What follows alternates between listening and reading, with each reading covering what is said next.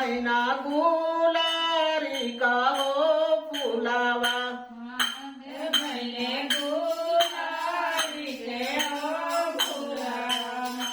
महादेव भैना गुलारी का हो फुलावा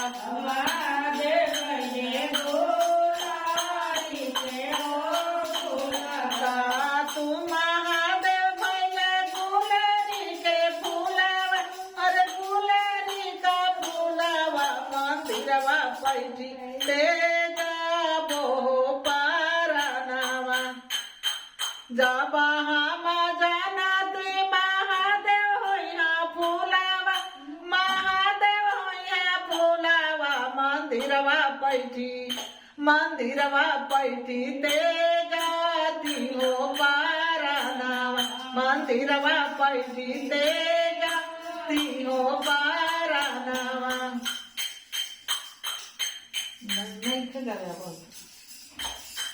गाहे के सिसिया पते जाबू पराना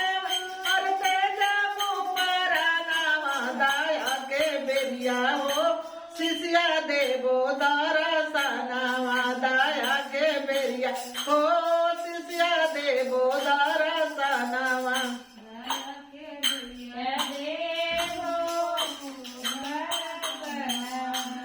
अरे गंगा भैली अपना जमुनवा भैली सपना जमुनवा भैली सपना महादेव भैना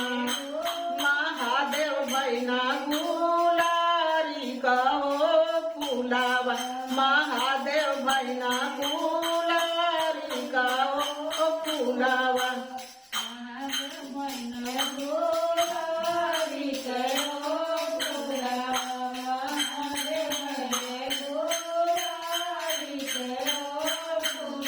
जब हम जनती गुरुजी होइबा गुलारी के फुलावा और गुलारी का फुलावा मंदिरवा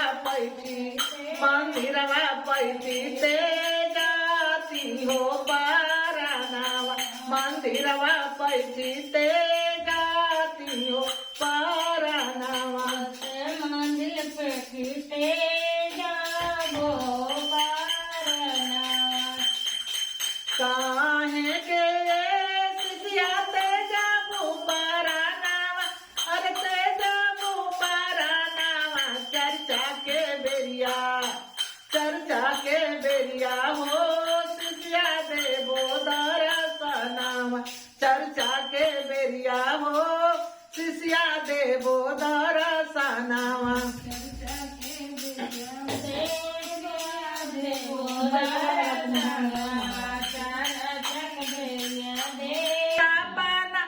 जमुनवा भैली सपना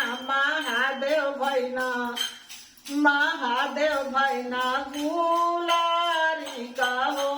फुलावा महादेव भैना गुलारी का हो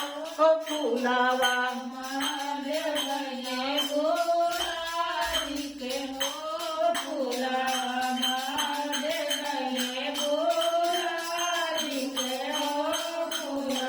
अरे जब हम जनती गुरुजी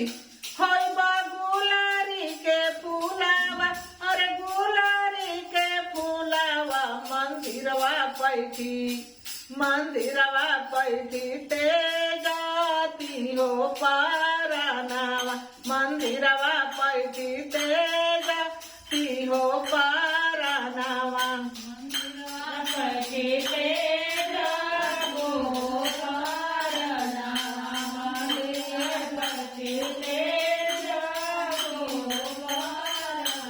काहे के सिसिया ते जाबू परानावा और ते जाबू परानावा